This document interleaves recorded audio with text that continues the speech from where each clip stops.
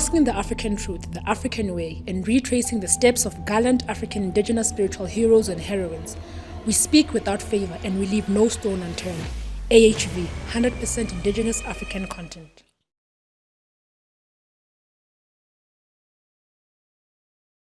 Welcome to our dynamic episode of African Hidden Voices podcast. We are really excited to be hosting today's episode.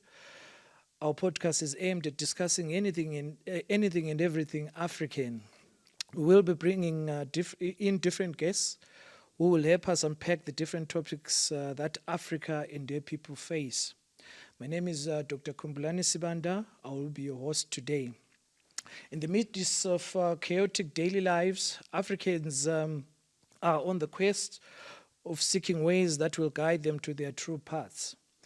Post-colonial rule, Africans have placed their hopes on political power with the belief that their leadership will lead them to greener pastures. Sadly, over the years, African dreams for a better Africa has plunged into chaos and misery.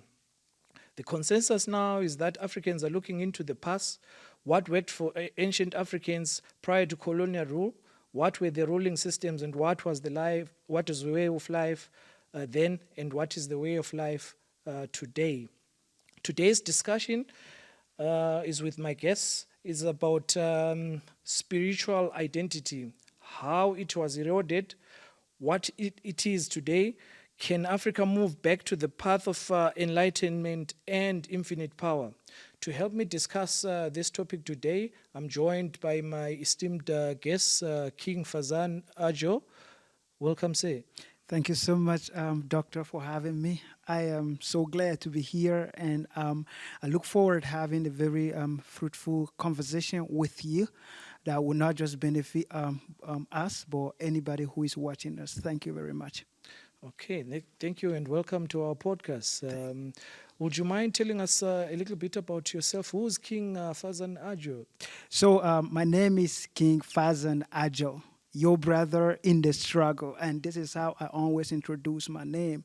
When I say your brother in the struggle, what I mean is that our struggle to actually get Africa back to their lost glory. And when you were introducing the program, you spoke about how we thought politics was going to like help us and all of those stuff, but it really never helped us. It has been for decades now, but still we struggle as Africans. So our struggles is just multifaceted on so many levels, being it struggle with identity, struggle with, in fact, as a black person or as an African person, you live a life of struggle on every day. So it is in our quest to actually like bring back the knowledge of who we are to the younger generation and the generation unborn. And that's why I consider myself as a brother in the struggle. I am leading that struggle, and I want all the young people and the generation unborn to know who is an African indeed. Thank you very much for that intro, Ajo. There's a book that you wrote. Yes. Right, and the title of that book is Stop Confusing Africa with Religion. Yeah. Would you mind unpacking for us and the audience out there what motivated you to write that book? Let's start from the title, in fact. What is the title about? What motivated you to write the book? So we just spoke about the struggle with the identity of our people as Africans. And if we look at it, we are confused on so many levels. And now I am one person that I do not just talk about stuff.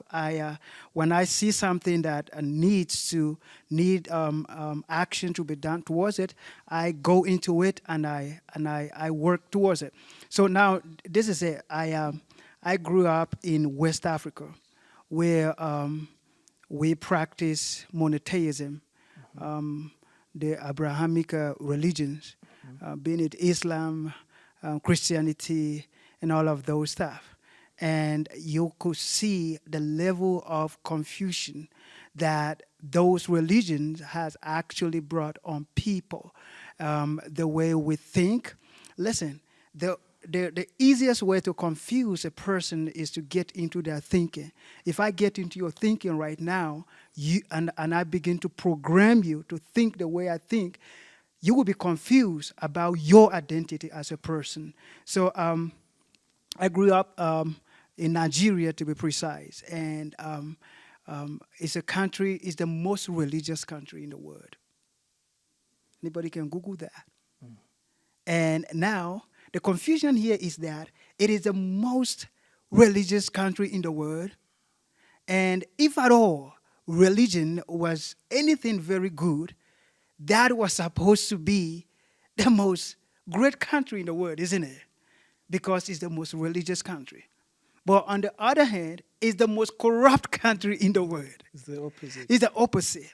Now, I begin to ask myself questions like, if we are the most religious people, then why is it that we are also the most corrupt people? I begin to look into religion, and I begin to do research on different forms of religions. And one thing I discovered very quickly was the confusion, the misconception, and the deception that was sold to people. And for example, let's use Christianity as a religion, whereby you are promised heaven.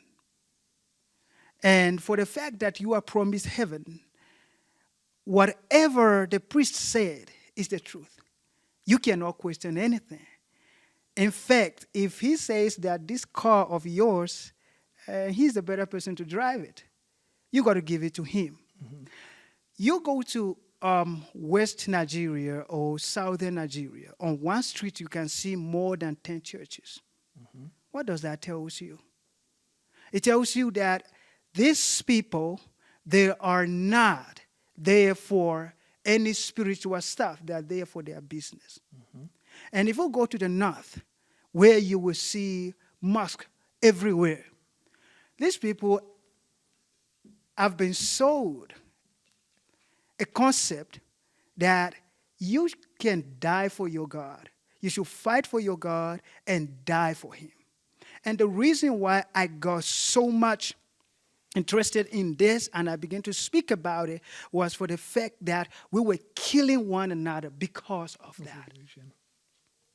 You see, now you look at the divisional lines, all the divisional lines that we have, because we're talking about Africa here, right? All the divisional lines that we have in Africa, none of them is created by us. We talk about the religious divisional line. It is so sad that you can kill a person that looks exactly like you just because they do not belong to the same religion with you. In another part of Nigeria, there are places that if you do not belong to a certain group of religion, you cannot walk there freely. But this is your country. Religious persecution. You understand? Mm-hmm. So why is it so easy for us to turn against our own in the name of some religion that we do not even know anything about it? You see?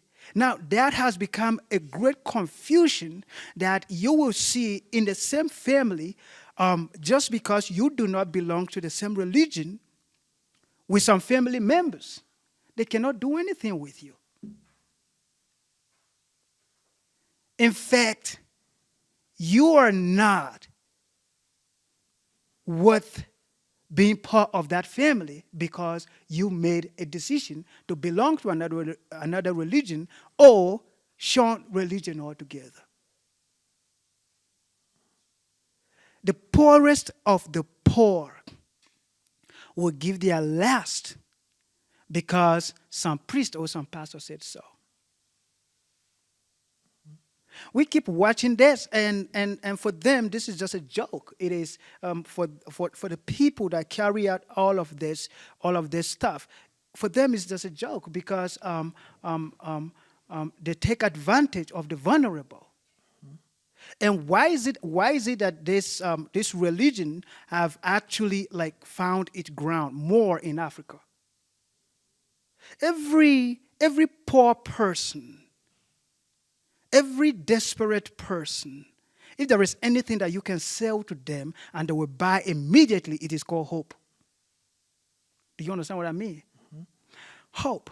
So if I tell you that, don't worry, all of this suffering that you are going through, one day you will die. There is a heaven up there that there's a mansion for you. There are other religions that actually tells you that if you kill in the name of your God, there are 75 virgins waiting for you. Have you finished the virgins down here? Do you understand? Now, the confusion is so much and it is on so many levels that you will see our young people, instead of them to work hard, they're praying hard. Can you feel the confusion here? Mm-hmm. You will see the difference of our youth and the youth in Asian countries. Mm-hmm. We pray and trust God for the things that these guys are producing. Mm-hmm. Somebody is praying and fasting for an iPhone. Somebody is praying and fasting for a car. And that car, a 16-year-old in China is producing it. What is the difference? I want us to really narrow down the difference. Yeah. Why is it these religions have found ground in Africa and in some parts of Europe and predominantly in Asia? Some of these religions do not have traction. Yeah. What's the distinction? What makes it different? Why are we so gullible as Africans to accept something that probably we never were exposed to before colonialism? It's poverty. It's poverty. Yeah. I tell you something. Have you ever been a victim of a pyramid scheme? Not personally myself, no. Yeah, but you heard people. But I've heard people that have been victims of pyramid schemes. Who are the most vulnerable people in terms of falling victim of a pyramid scheme? Poor people. The poor people. You know why? Mm-hmm. Because there is a promise of what they do not have. Mm-hmm. Do you understand? If I have not touched 100,000 rand before, and you told me that if I give you 5,000, I'm going to get 100,000. Do you know that there are high chances that I can go borrow 5,000? Mm-hmm. Because I am hoping for 100,000. You go to many of these churches, the key thing that they use is selling people fake hope. Mm-hmm. God can do all things. In fact, there is a miracle money coming into your account. Mm-hmm. All you need to do is to just give a seed. Mm-hmm. And we might sit here and talk about this as in passing, but it is becoming ugly all over Africa. Mm-hmm. It is becoming ugly. The way these people go about these things and the people who are falling victim of this stuff. These are poor people. I want us to look at the aspect of pre-colonial times. I'm not talking post-colonial times. Yeah. Poverty was not a factor in Africa. Why is it that today we have a lot of our own people suffering? So when we talk of confusion in Africa, mm-hmm. and I said that we have been confused on so many levels, our definition of success is also wrong. Our concept of success wasn't the same concept of success that our ancestors had.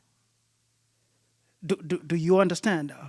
Our concept of success, a typical African young person, right now, if we ask him what success is, he talks about cars. Mm-hmm. He talks about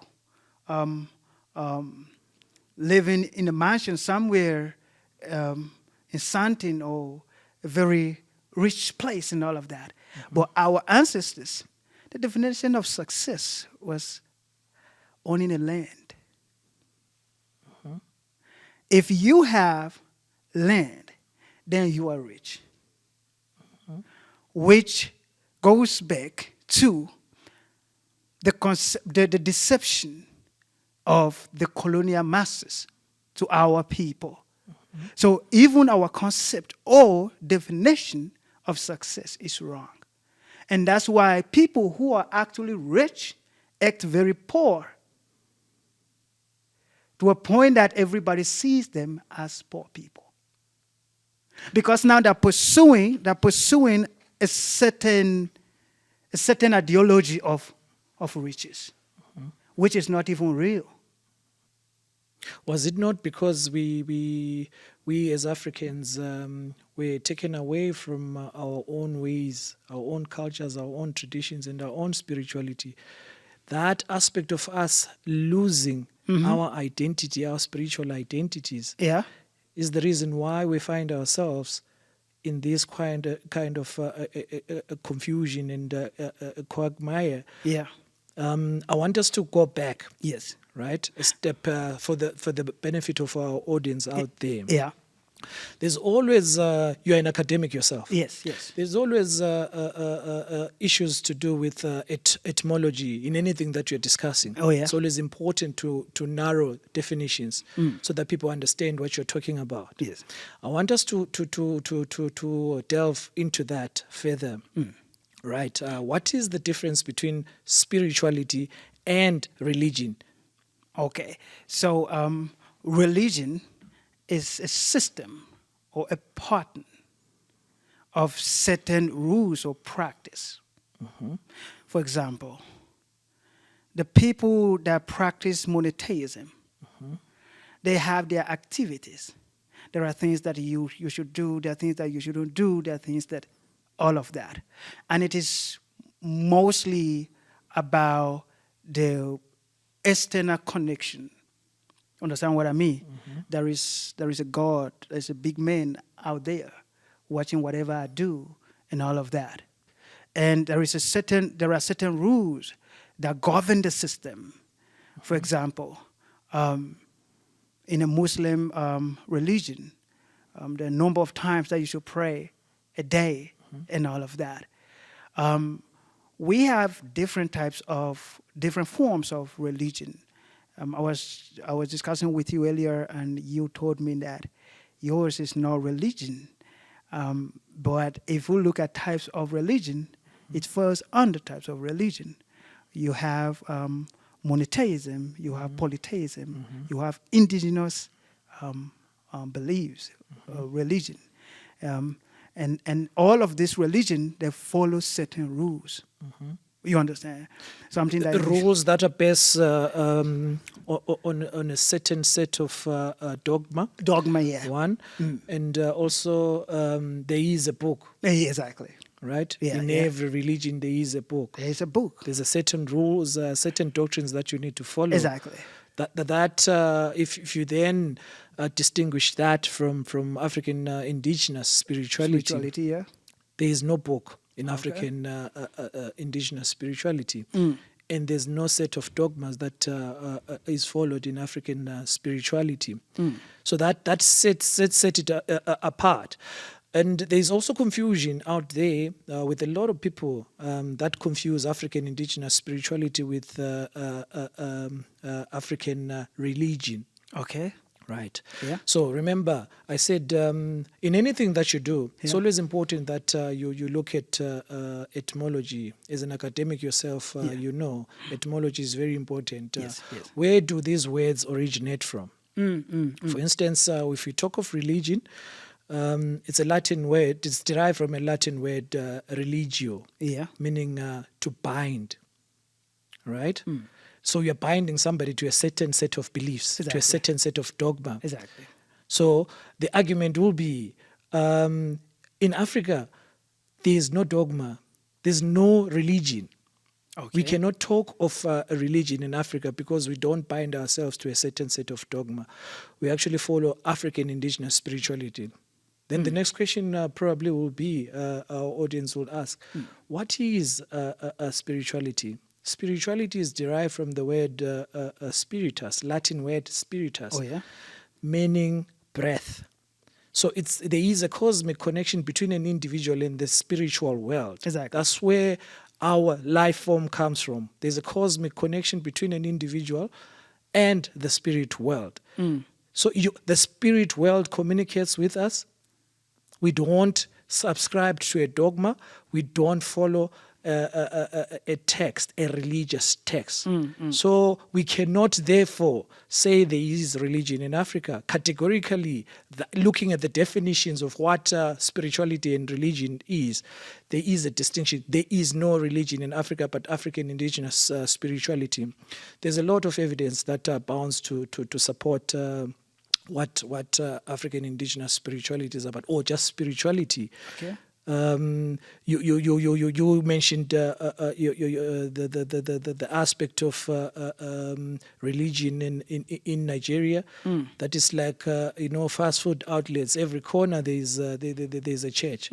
Because it's pastors for profits. Exactly. There's nothing else that people are doing but just profiteering out of hopelessness of the people Of that people, yeah. yes. But anyway, I wanted us to just understand in terms of definitions where these words come from. It's always important that we unpack that, so that when we discuss further these things, people are actually understanding exactly where we're coming from. Exactly. So as far as we're concerned, our founder, Dr. Uzileze Hadebe, categorically refutes that there is a religion in Africa. Okay. There is no religion in Africa. Even as an institution, African Hidden Voices, we've done our own research. Etymology, even without doing the research, etymology will tell you that there is a distinction between the two. Yeah. So if you then want to bucket what African religion is, there's no African religion, but there's African indigenous spirituality.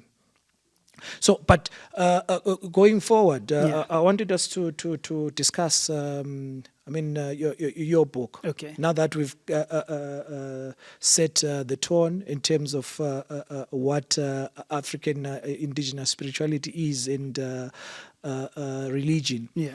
Going back to your book, the motivation. Yeah. Right. Yeah. Can you explain to our audience further? I mean, what spurred you to write such an emotionally charged book, even though it's fictional, but it resonates with what we are taught and what we understand African indigenous spirituality to be. Yes. You see, and I wrote it as a fictional novel. Because I wanted it actually to be acted into a movie. Because we have a challenge. We have a big challenge with our people. We are living in a dispensation whereby people want to consume information very quickly. And reading is not the thing for so many people, especially the young people. But now this is a message for them. You understand? So I never wanted to make it boring of coming up with the research and all of those stuff. I said, no, I am going to just come up with a story. That's a story from my head, from A to Z. I came up with a story like that. But then I am relating it. I'll tell you something. When I wrote that book, the church that I was going to, they put me out. They told me that the devil is using me. And I said, no, the devil is not using me. God is using me. The devil is using you guys. And the reason being that I expose things in that novel that actually not acceptable. Like we were talking outside before we got in here, I was telling you the challenge of trying to talk against what a group of people have known for so long. When you begin to challenge dogmas, the people who profit from that, they are not going to fold their hand and watch you just speak against it. They will fight you. You understand? Now, for me, my motivation to put together that novel was actually to reach even a young person who is not even interested in reading. Let him find it so interesting that he reads it, and when he's done reading it, he or she should correct their foolishness. Because the whole thing goes down to the fact that if you do not know who you are, anybody can tell you rubbish about you, and you will believe them. That has been our challenge as Africans from day one. That's why we want to be like other people. You see our girls putting on wigs? They want their hair to look like somebody else. If we go to East Africa, they are close to the equator, isn't it? So most people are dark in complexion. You will see people bleaching their skin like nobody's business. We want to be everything else apart from Africa. You understand? And now the ideology of this is a foreign thing sells even more in Africa. So now in that novel, what I did was to let my readers understand something, that we all have connection with God. And you do not need somebody to put their hands in their pocket and stand on a big stage and tell you how much you need to give in order for you to see heaven and all of those. You do not need all of those things. And even them who are preaching that, they know the truth.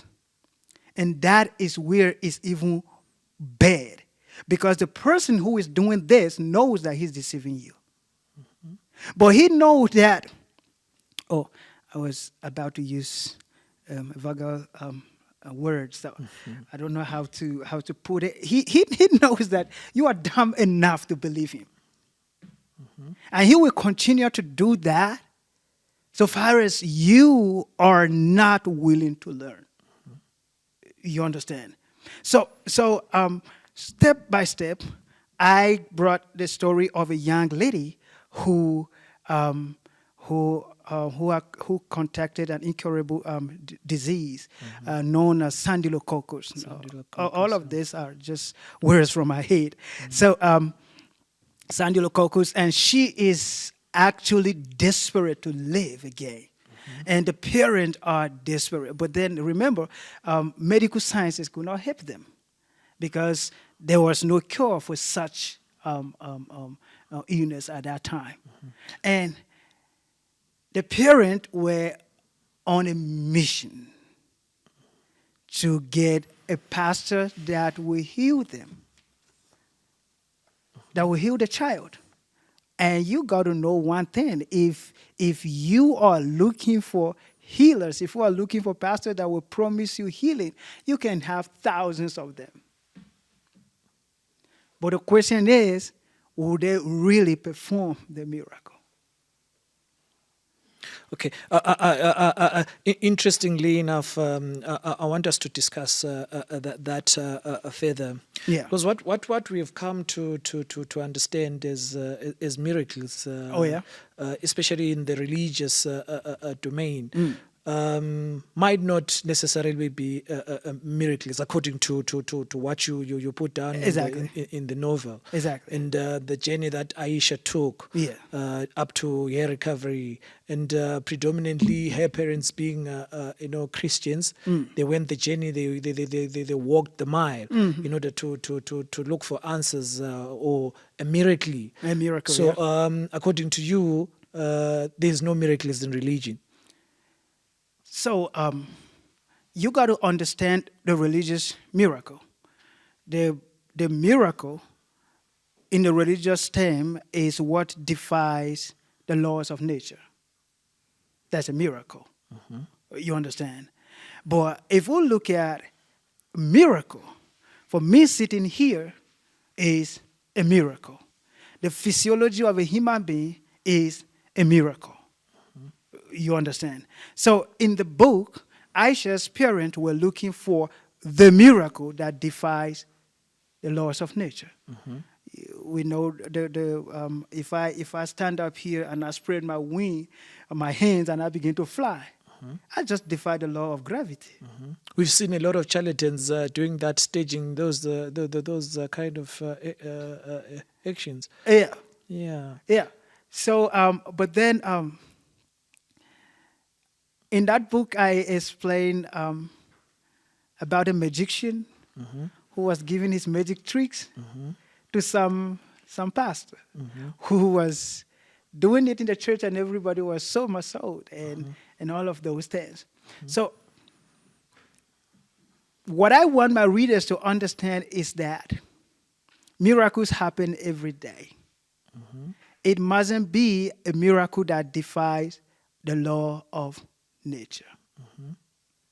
You understand? And for the fact that most of the time people look for those kind of miracles.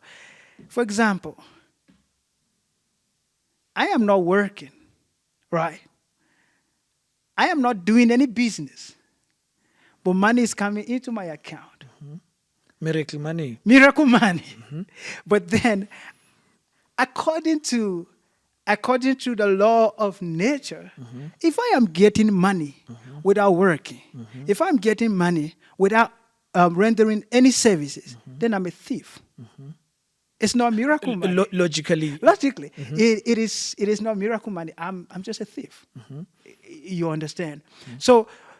But we see this happening quite often. I mean, you go to any. I mean, there's the internet now. Yeah. If you go to the web, you search these miracles. There's a lot of that, especially in the religious sector. Yeah. So my question was, according to you and according to your novel and according to your own understanding, your own research, there's no miracles, because if it defies logic, if it defies the laws of nature, then it's not a miracle.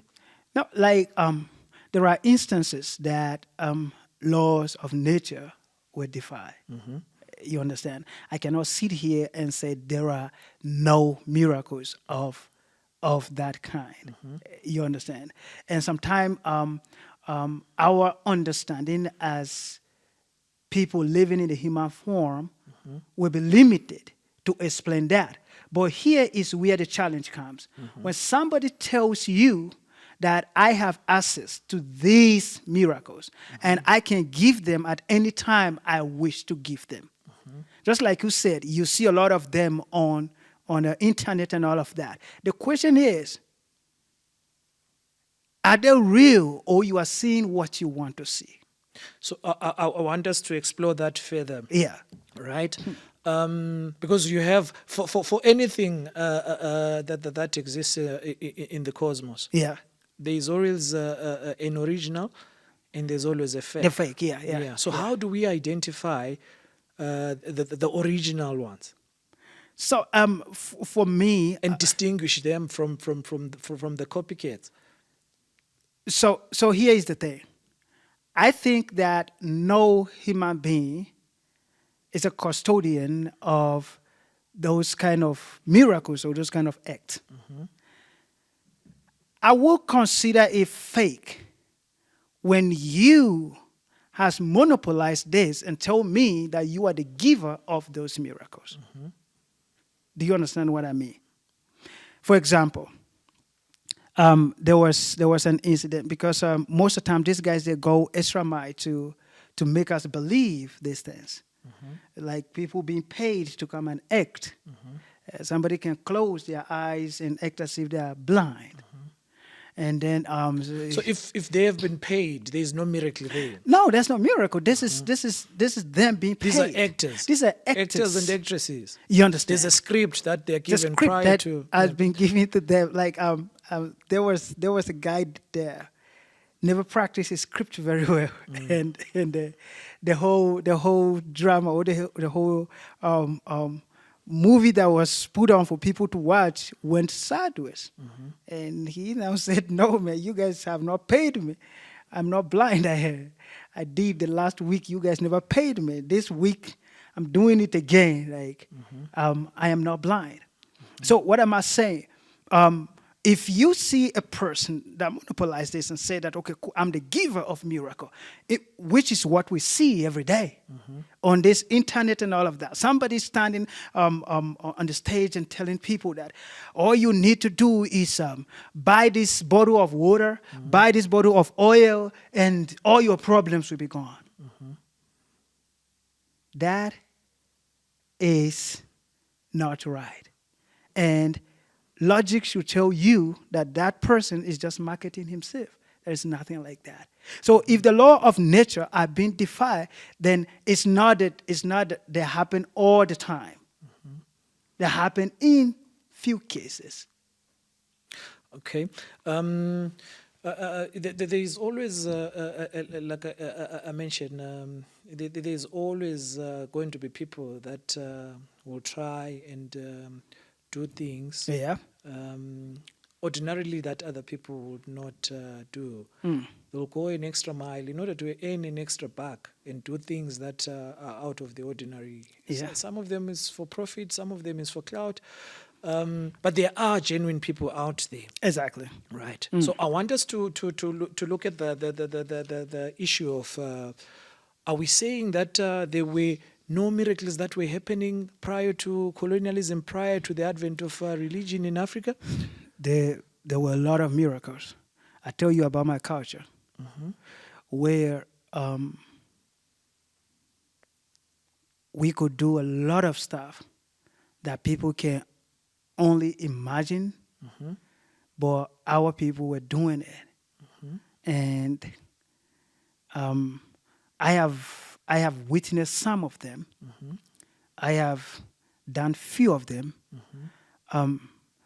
For example, when you say done few of them, like just participated in the rituals? Yes, in few of them. I remember my younger brother.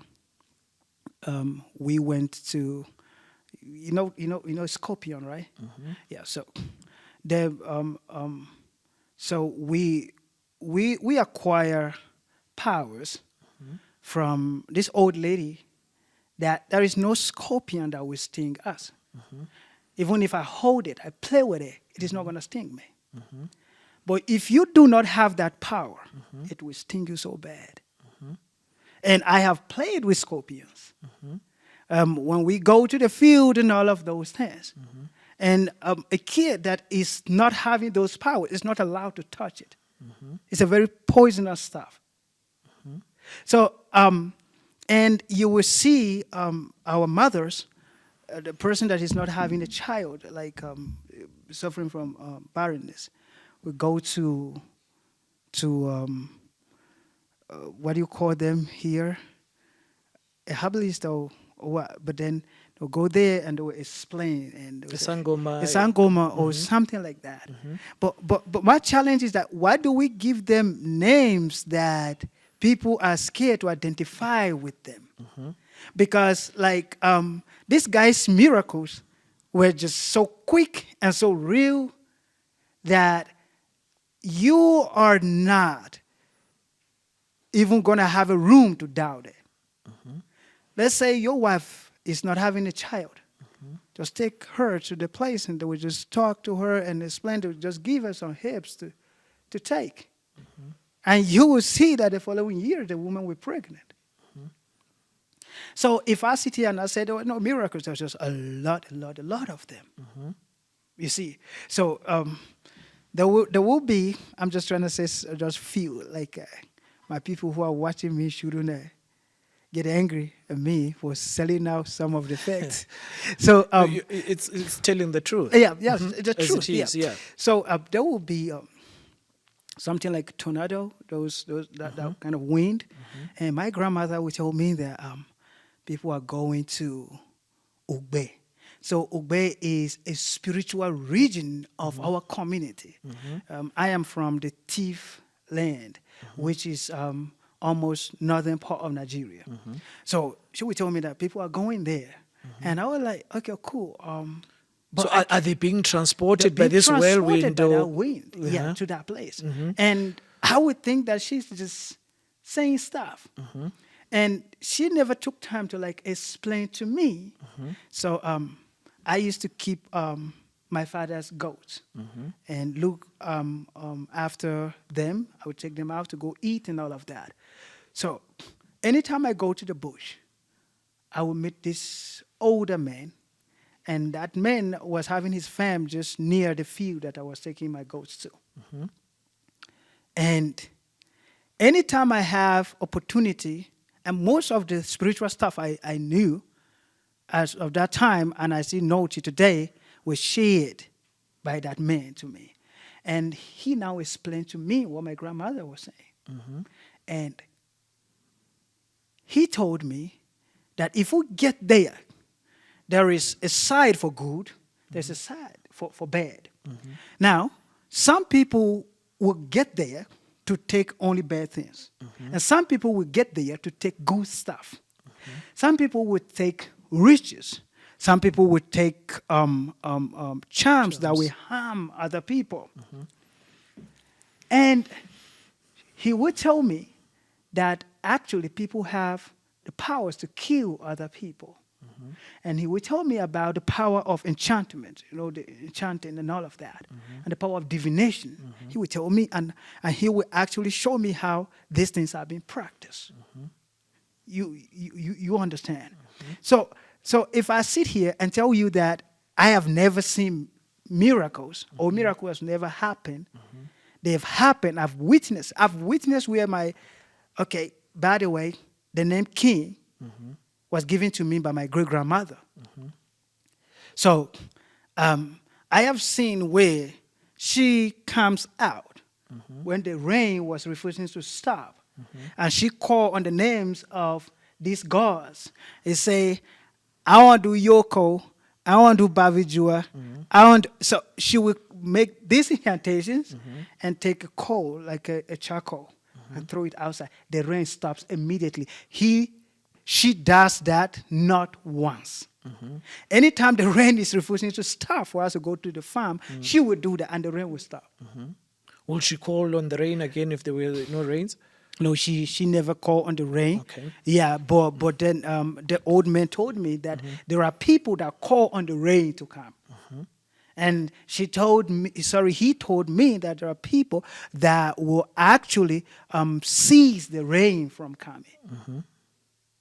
You mentioned a very important aspect in the beginning, and you're reiterating the same aspect.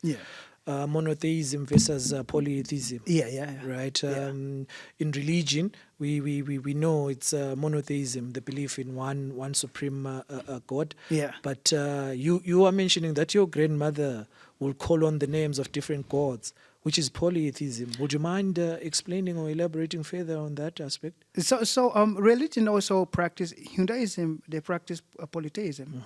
Their book. I don't know whether you've ever read the Bhagavad Gita. The Bhagavad Gita. Yes. It talks so much about different gods and all of that. And if you go to the Igbo land, the Nigerians that you see here, those ones that I told you look like them. So if you go there, their god is called Chi. So they believe that their God is within them. They believe that, and I stand to be corrected, any Igbo person watching this, but then this is what I know. They believe that the day of your creation, you and your Chi, which is that God, decided on how your existence here on earth is going to be. They believe that you and your Chi will determine whether you are going to end up as a poor person or as a rich person when you get here. They believe that your death is actually negotiated between you and your Chi. You understand? So they believe that each and every person have their own God. You see? So now, before we proceed, I want us to, for the benefit of our audience out there, is there a distinction according to the Igbo people when you're mentioning the chi as gods with ancestors? Yeah. Is it ancestors or is it gods or is No, it? it's not ancestors.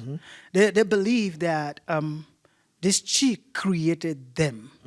And when this creation was about to happen, they were actually aware of it. And they negotiated where they are going to go and how their life is going to operate and how their life is going to end. You understand? It is not about ancestors. Ancestors, these are people from your lineage. They do not even believe that the spirit of your ancestors is guiding you. They believe that Chi is the one guiding you. Yeah. Okay. Yeah. But the idea there is the practice and the belief in different gods. In different gods. Yes, yes. And that is polytheism as opposed to monotheism. Yes. So from your own interactions, I mean, being a Nigerian yourself, with that having been abandoned, the practice of monotheism, the practice of polytheism to monotheism, what impact has that had on the people themselves, or on the Igbo people themselves? You see, let's talk on the general perspective as Africans first. When your spiritual person is actually, your spiritual knowledge is actually distorted.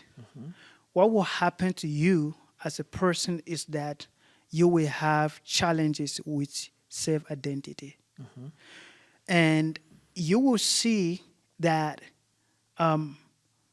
most of the times we want to act like other people just because we are not in connection with our spirit.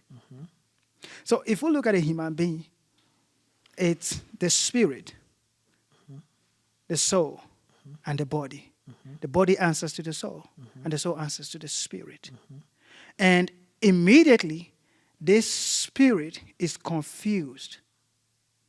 The whole human being is confused.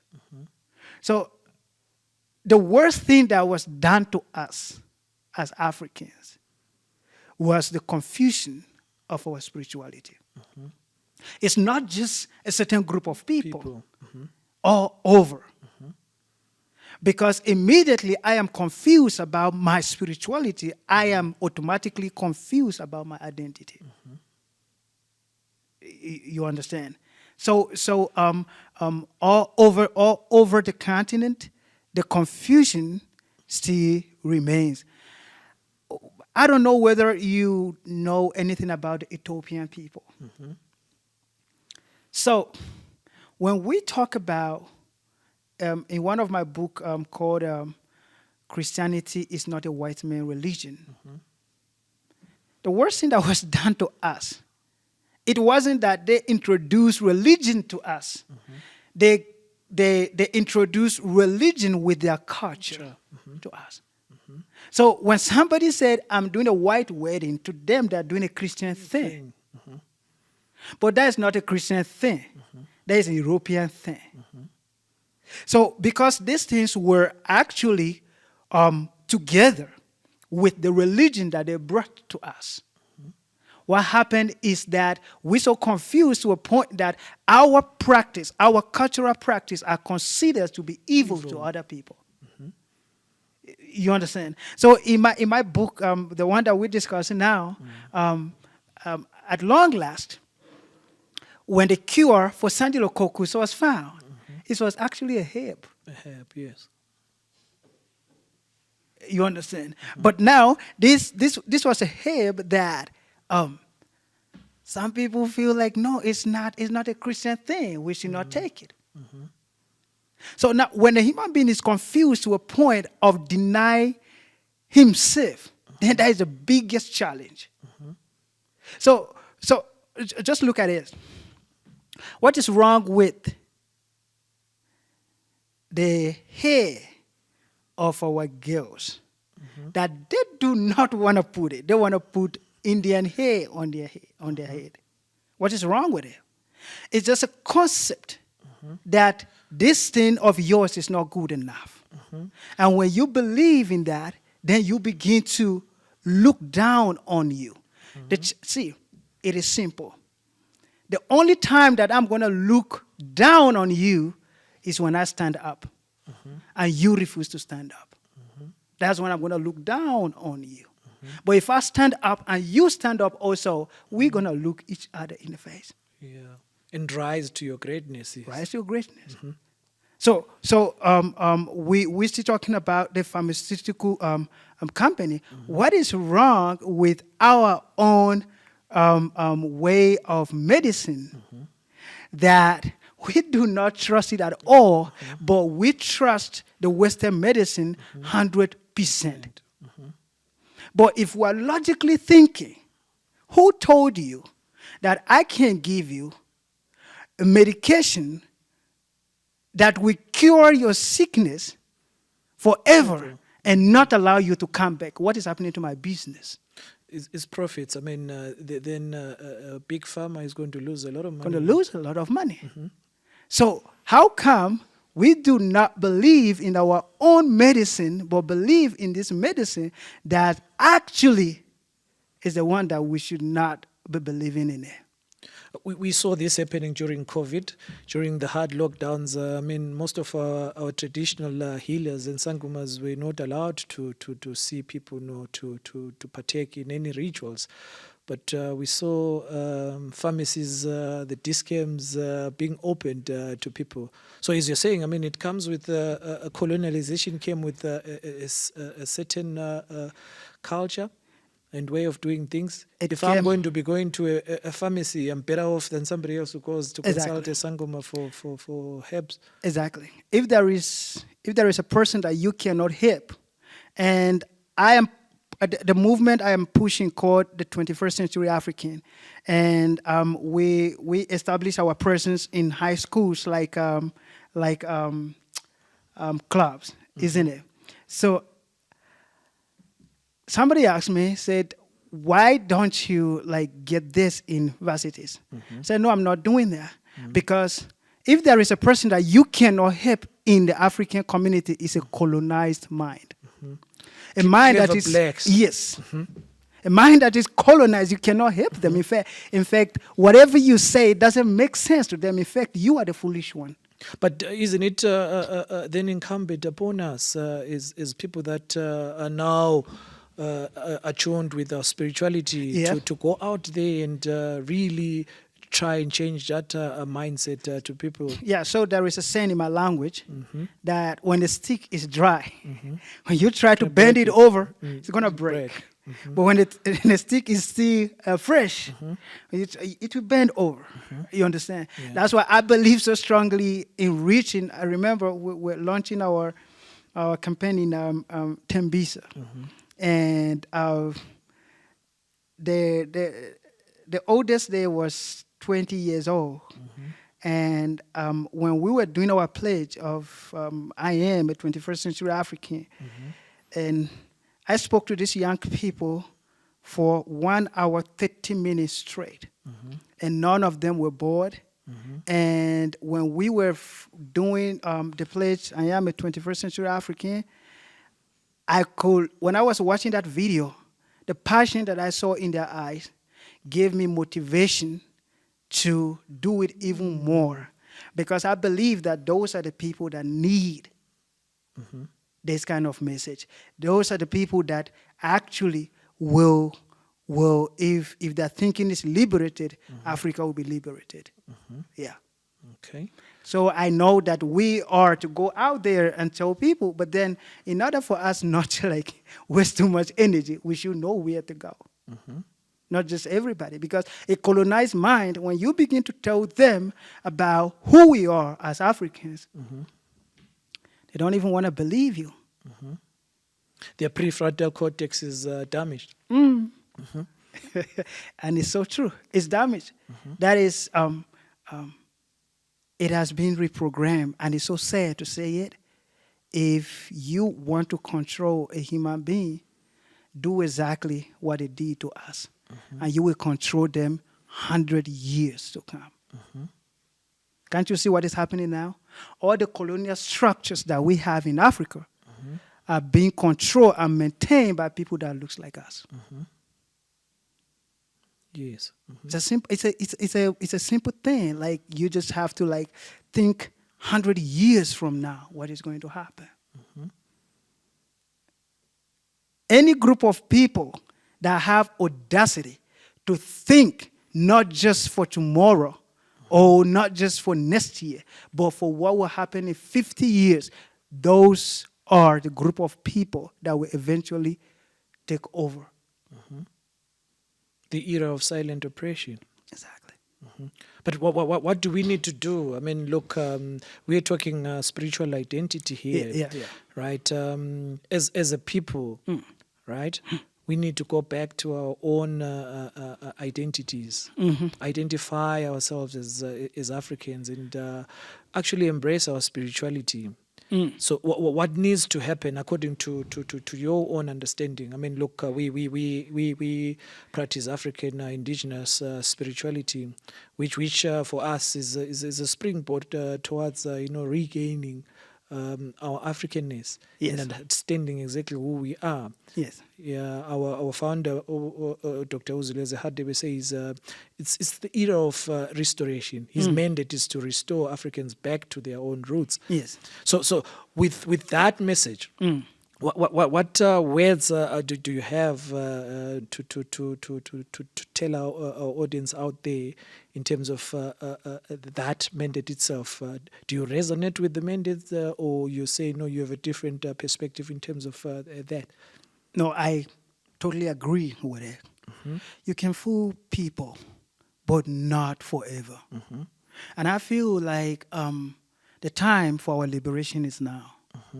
And in as much as we will have people who will object it, people who will not believe in what we believe in, we have just one way to go, which is forward. And remember, you're not going to carry everybody with you.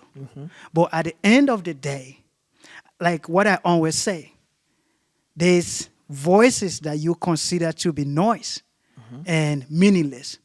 Time will come, and the time is right here, that this will be the only voice of reason. That all our young people will rise up and begin to understand that we have been deceived. Remember, the deception that we are going through was established years ago. And do you know that, according to psychology, there is a lie that I will tell someone Repeatedly. over and over and over and over, I will end up believing that Believing it. lie also. You understand? So now we have been lied to on so many levels. But now, as we said, it is our time to be liberated. That will not happen overnight. It will happen over time. Over time. And that over time will be determined by the effort that you and I put into this. Into the You understand? There was Martin Luther King Jr., a civil rights leader in America, said something. He said, if you cannot crawl, make sure you're walking. And if you cannot fly, make sure you are running. And if you cannot run, make sure you are walking. If you cannot walk, make sure you are crawling. But if you look at that, whatever you do, make sure you are moving. You see? Even if it's small steps. Even if it's small step. You see, my challenge with, like, when I came here and I saw what you guys are doing, I was, like I told you, I kept talking about it. Because to some point, my challenge was that, when are we going to be free? Exactly. Because I felt like we were not even taking any step. You see, in 1884, November, to 1885, February, in Germany, Berlin. It was what we call the Berlin Conference. These guys, they sat together and they said, okay, cool. If we calculate from there to now, that is almost 140 years. Right? And when these guys sat together, they said, okay, cool. Let us divide Africa so that we can benefit ourselves. Man, 140 years, and we're still suffering from that. And we will suffer from it tomorrow if we fail to stand up and do something about it. And the answer is identifying ourselves spiritually and going back to who we were before the advent of colonialists. Exactly. Because if we do not identify ourselves, this guy that told you that you are Lesotho, this guy that told you that you are Zimbabwe, this guy that told you that you are Zambia, that is all you know about you. You don't know, you haven't explored how great you are. You don't actually know that your ancestors might be from Congo. But just because this person tells you that this is who you are, you believe in that. And the worst thing about us is that our history hasn't written by us. True. You don't need rocket sciences to understand this. That if you allow me to write your history, there is no way. I'll push my own narrative. Exactly. There is no way I will make you look better than me in that history. Exactly. Yeah. So for me, like the awakening is here. And for us to make the prophecy of, what's the name again? Dr. Uzilezi Hadebe. Exactly. For us to make the prophecy of Hadebe to come to pass, we must work towards it. And working towards it, first, we must take responsibility on individual level. So I lecture in the college. Anytime I have opportunity to lecture my student, I tell them deeper stuff, man. You cannot come to my class and live the same person. The same person. I take it upon myself. I make you to understand your blackness in the way that nobody has ever made you understand.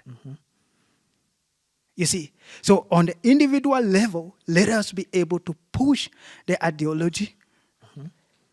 At the end of the day, the question is going to be simple.